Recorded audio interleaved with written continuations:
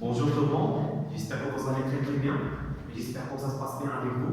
Donc soyez bienvenus chez votre professeur de matière physique chimie.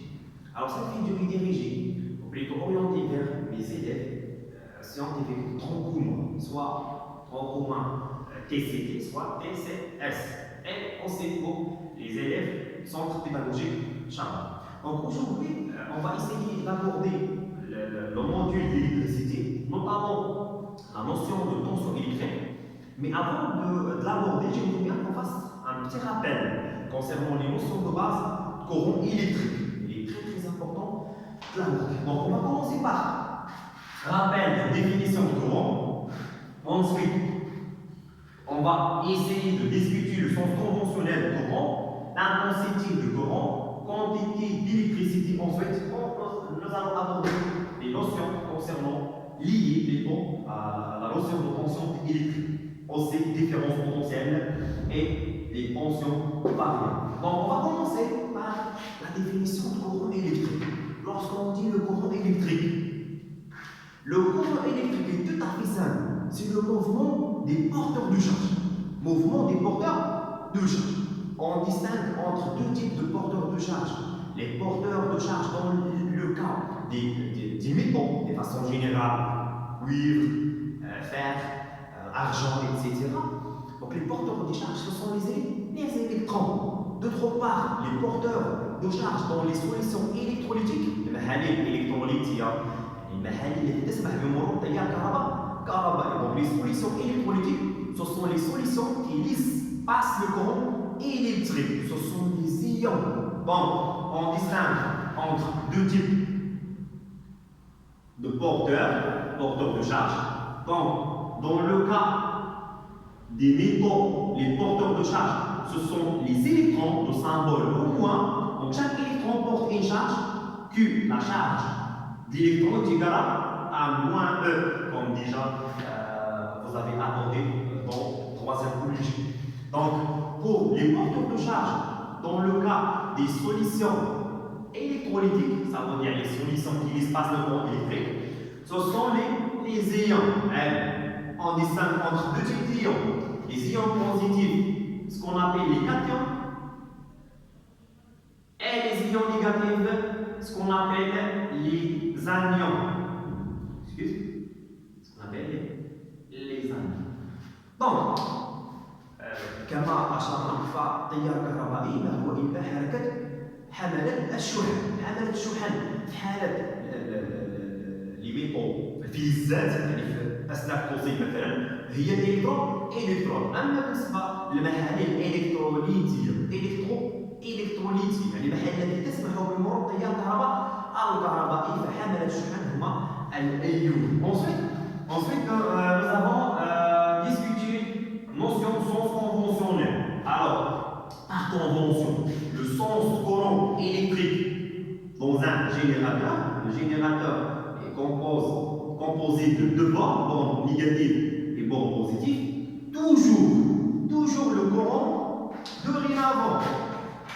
Le courant est circule de borne positive vers le borne négative. Par exemple, on prend un circuit simple composé d'un générateur et lampe, aussi un directeur. Alors la lampe s'allume. Pourquoi? La lampe s'allume parce que le fil de connexion en cuivre contient plusieurs électrons. Le générateur pousse les électrons et les électrons se déplacent avec une vitesse égale à C, la célérité de la lumière. Alors la lampe s'allume. Donc c'est tout à fait simple. Donc ensuite, on va essayer d'introduire plusieurs notions afin de mesurer le courant. Donc pour mesurer le courant, nous avons introduit plutôt la notion d'intensité du courant électrique. شدة التيار الكهربائي. ماذا نقصد بشدة التيار الكهربائي؟ Donc l'intensité du courant électrique, ça on réside par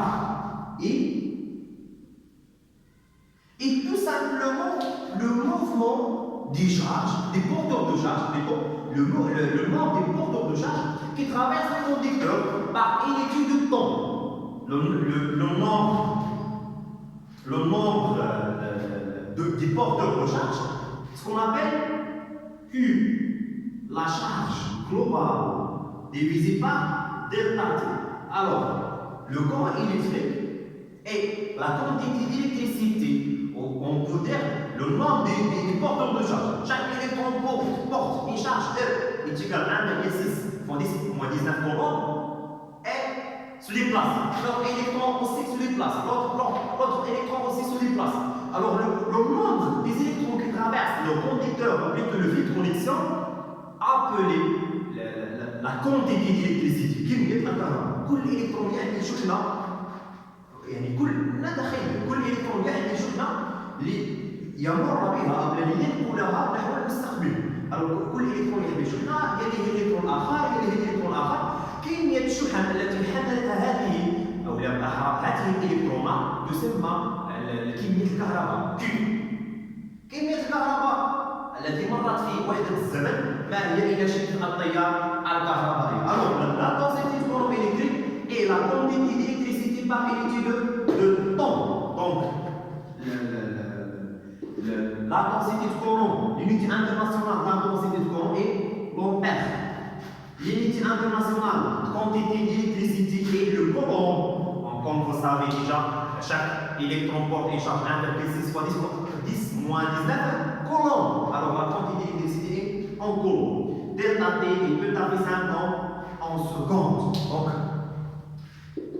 cette relation est théorique, mais lorsqu'on vous mesurez expérimentalement la valeur de l'intensité du courant, on va utiliser Quotient, qui est l'appareil qui nous permet de mesurer l'intensité du courant. C'est tout à fait simple, on va utiliser l'ampèremètre. On distingue entre deux types d'ampèremètres. L'ampèremètre à aiguille et l'ampèremètre numérique. Donc l'ampèremètre à aiguille, lorsqu'on veut des valeurs qui sont approximatives, donc des valeurs approximatives, on utilise l'ampèremètre à aiguille, moins cher. Mais l'ampèremètre numérique, lorsqu'on veut des valeurs qui sont exactes. Okay? Bon, ensuite, maintenant, nous allons aborder la tension électrique. La tension électrique. Alors, que signifie la tension électrique? Nous avons déjà dit que les électrons se déplacent.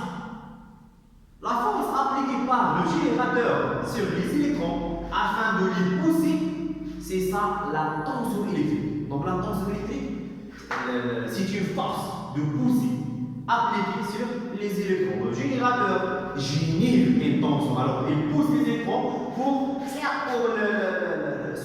qu'ils se déplacent. Donc la tension électrique. De façon générale, la tension électrique s'exprime, ou plutôt symbolisée par Q.